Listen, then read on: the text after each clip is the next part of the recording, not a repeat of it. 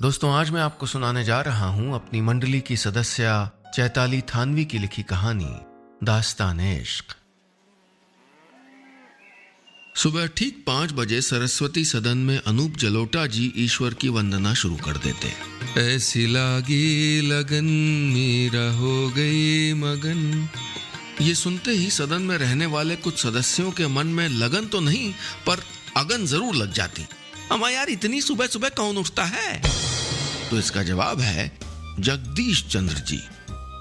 3 घंटे पाठ पूजा करने वाले श्री जगदीश चंद्र उपाध्याय अपने मस्तक पर टीका लगाए, अंगोछा पहने, पूरे घर में आरती की थाल लिए घूमते। घर के हर सदस्य को आरती घुमाना कंपलसरी, मेरा मतलब अनिवार्य होता। जो जातक बिना नहाए उनको मिल जाए उसकी तो खैर नहीं। और हर बार वो चीकू ही होता। अभी तक स्नान नहीं किया है इस जातक ने। 8 बजे के बाद का स्नान राक्षस स्नान होता है। छोटा सा चीकू भी बड़ा सा मुंह बना के कहता, देखो मैं राक्षस हूं। फिर क्या, फिर चीकू आगे आगे और जगदीश जी अपना अंगोछा पकड़े पकड़े उसके पीछे पीछे। इससे पहले कि आप उनकी उम्र का अंदाजा लगाना शुरू करें, मैं बता दूं कि वो चीकू के दादाजी नहीं, उसके भाई हैं। चीकू के बाद इस घर के दूसरे सबसे छोटे सदस्य। जगदीश चंद्र रोज सुबह पूजा पाठ करके ही कॉलेज जाता।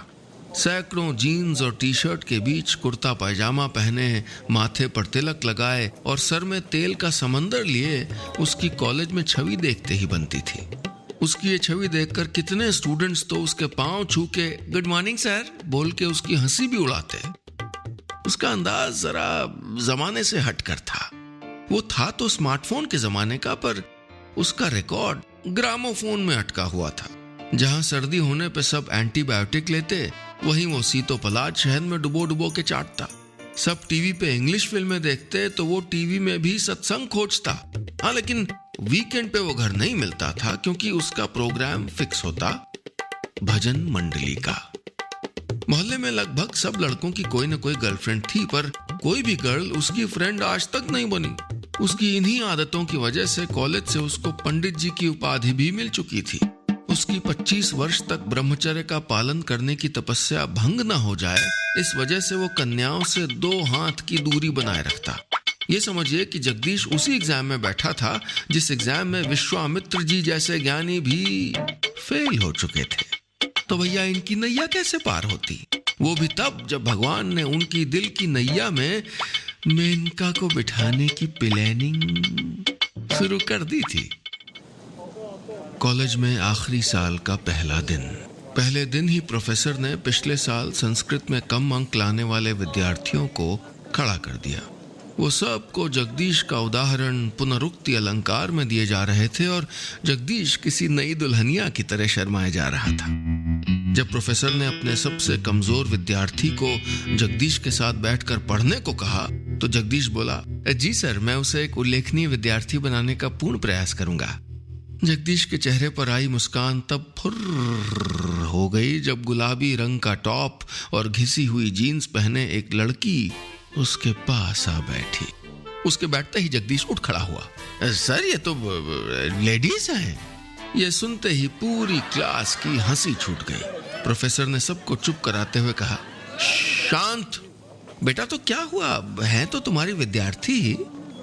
उस दिन पहली बार ऐसा हुआ कि क्लास में कुछ और चल रहा था और जगदीश के दिमाग में कुछ और। उसका पूरा ध्यान एक ही बात पे था कि वो अपनी बाईं तरफ ना देखे, वहां जहां उसकी नई विद्यार्थी कामिनी बैठी थी। कामिनी पूरे कॉलेज में ऐश्वर्या राय के नाम से फेमस थी। भगवान ने उसको ट्रू कॉपी ऐश्वर्या जी जैसी आंखें दी थीं, आधी हरी आधी नीली।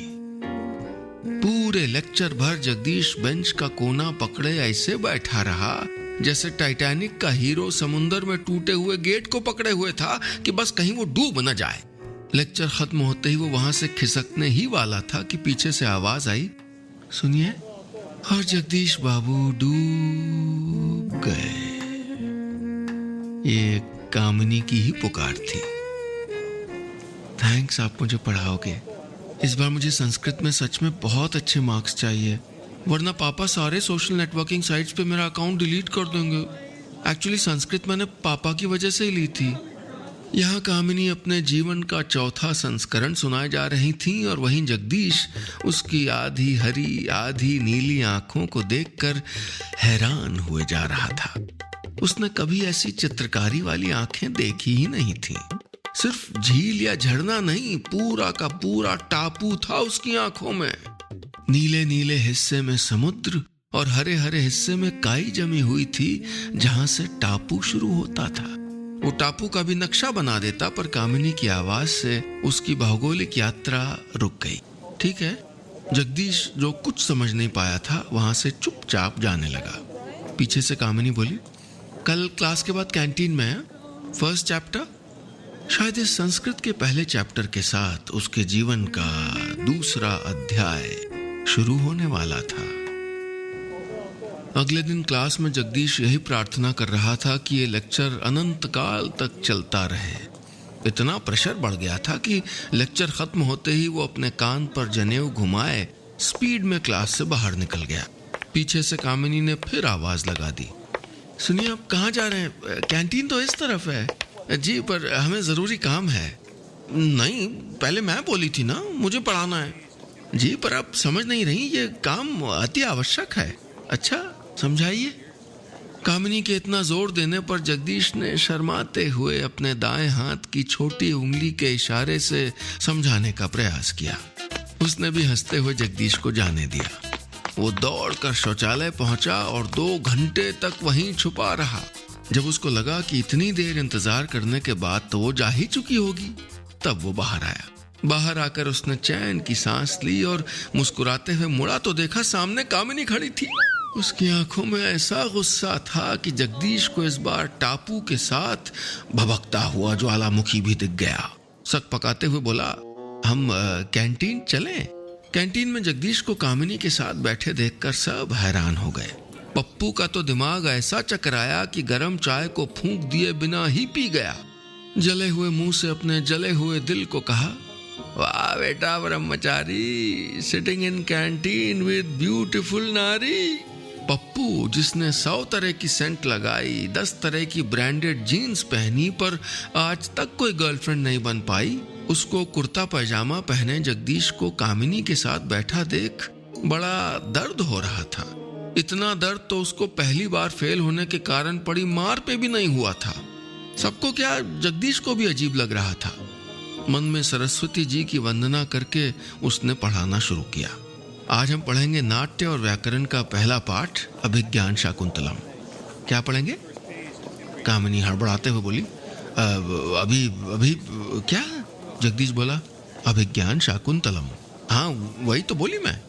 बोली, हिंदी व्याकरण का इतना दुरुपयोग है? जगदीश से सहा नहीं गया। देखिए, बोली नहीं, बोला, मैंने बोला। हाँ पर आप लड़के हो तो आप बोला, और मैं लड़की हूं तो मैं बोली ना।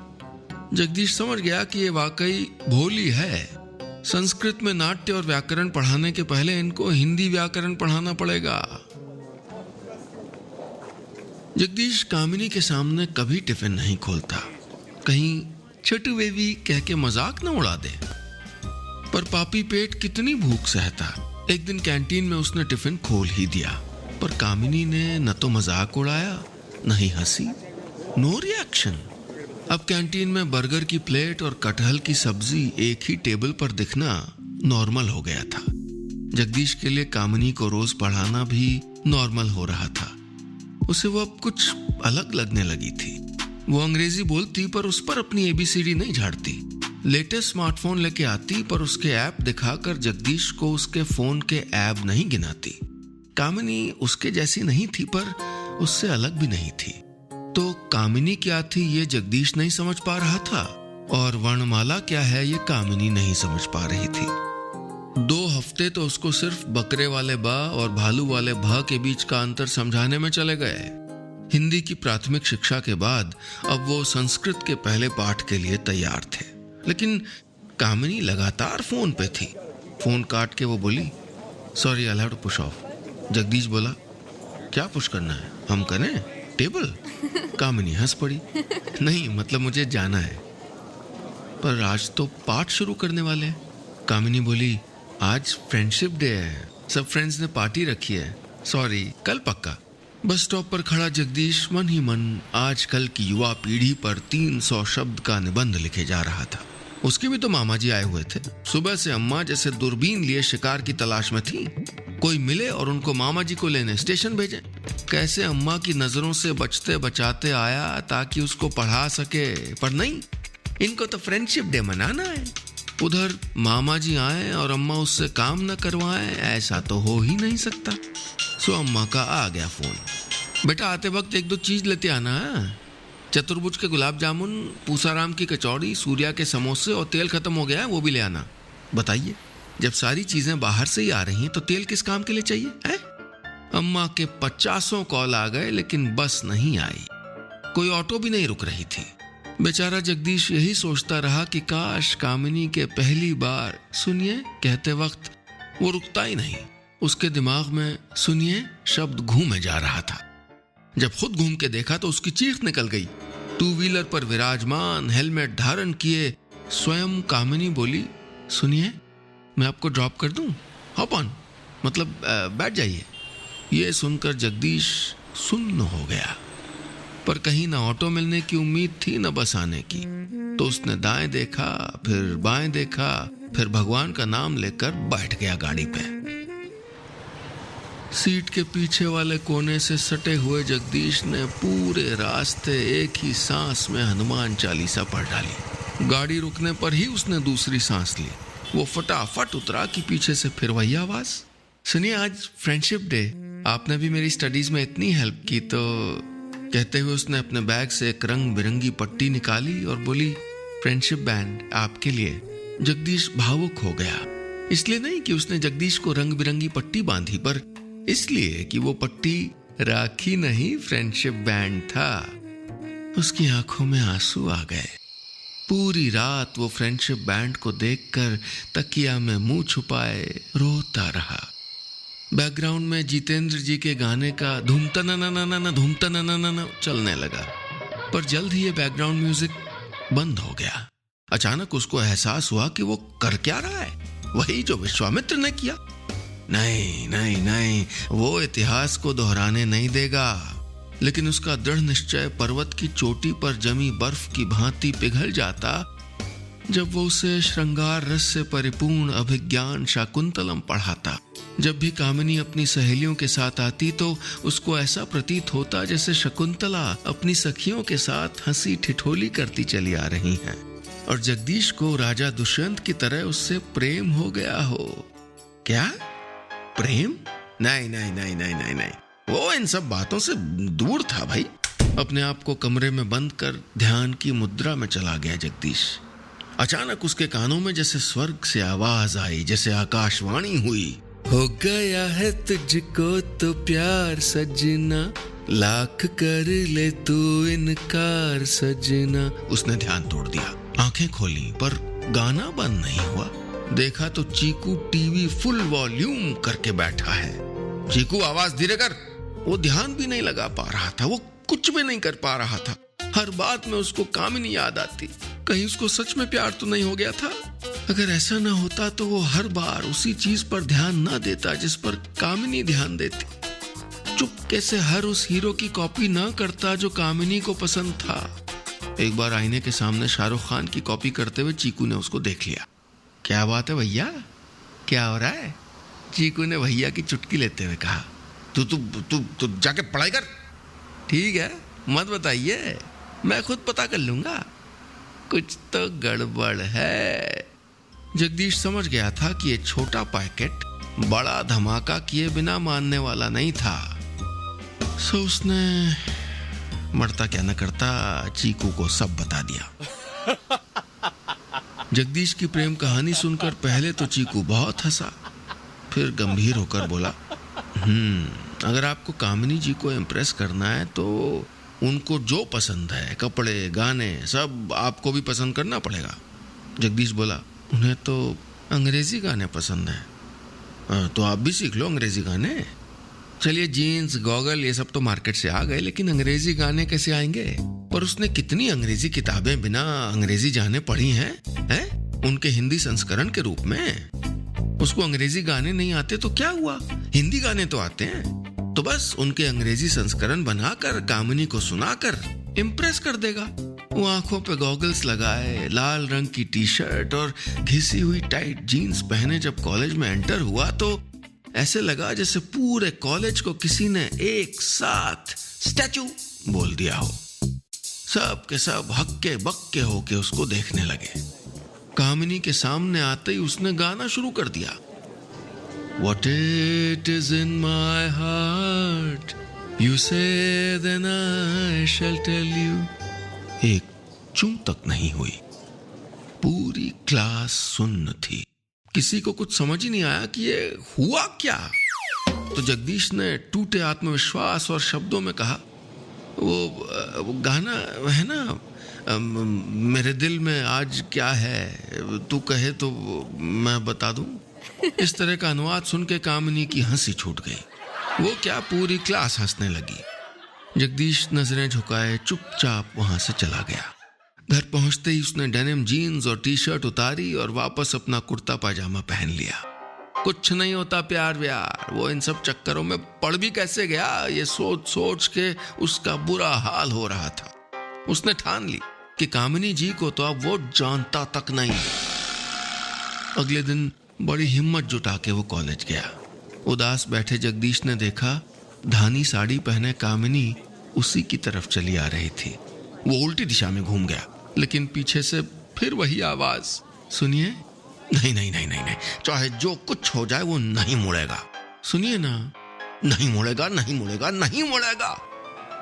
आई एम सॉरी, मैं बहुत सॉरी हूं, कल मुझे नहीं हंसना था, मैं बहुत बुरी हूं, सॉरी।